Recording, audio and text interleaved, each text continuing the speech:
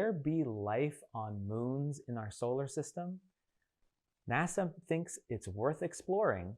They're currently testing an aquatic rover in Antarctica that's the closest analog, we think, of moons of Jupiter and Saturn, like Europa and Enceladus, that we think are covered in a thick layer of ice, and it's this ice that's hiding underneath a big salty ocean that may be habitable.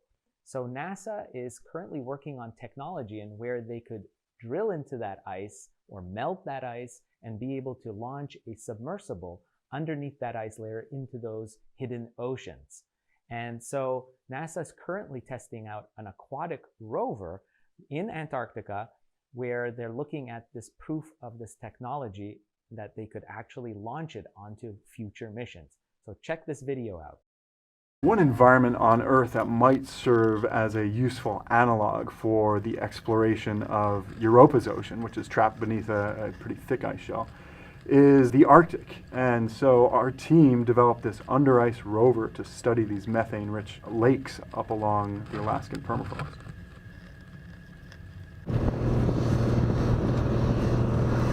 Here we're just taking an expedition out to a northern Arctic lake up near the northernmost point in Alaska. So we're driving on snow machines out to take our robot underneath the ice. Sub-zero temperatures, Arctic ice, biting winds, polar bears, and robots. God, I love this job. The early testing we did tethered, which is our lifeline back to the surface. We didn't know whether this thing is going to sink or float, whether the systems were going to work. And so we're checking out the wheels, the cameras, the lights, just making sure everything works before we go wireless. And if we do eventually deploy in a world like Europa, we're not going to have a tether. We're going to need to be able to do remote operations untethered.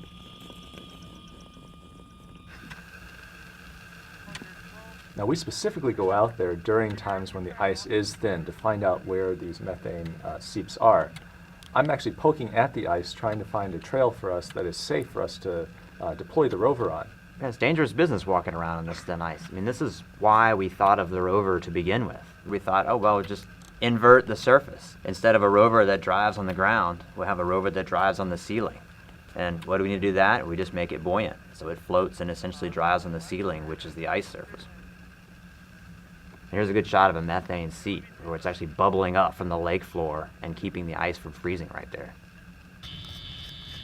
And the two different side lobes of the rover can be controlled independently. And so the cameras can look down at the lake bed and map out where some of the methane seeps are forming. And they can also be turned up to look at those methane bubbles and study what's actually happening at the ice-water interface. And so the rover just drives right along upside down using buoyancy instead of weight and gets up close and personal to be able to image and also sample these methane bubbles. The later testing we've done untethered, so the rover is communicating through the ice back to a base station, and then from that base station up to satellites, back to operators at JPL or really anywhere in the world. This is about the closest you can get to Europa-like operations on Earth. Our research up in the Arctic has this win-win where by studying the methane that's trapped in these lakes and coming out of the permafrost, we're helping to quantify the greenhouse gas emissions that are affecting climate change, while simultaneously building a vehicle and a scientific platform that serves as a precursor for something that may someday fly to Europa or Enceladus or one of the other moons that harbors an ocean. This is amazing stuff. We're really on the frontier of technology that would allow us to explore alien oceans. These are hidden oceans on moons like Europa and Enceladus. And in fact, we're already building the precursor mission like Europa Clipper mission that NASA hopes to launch in the 2020s that will investigate, map out from the orbit where we could place potentially one of these submersible rovers on the surface of one of these moons, and who knows, maybe potentially find out if there is life beyond Earth.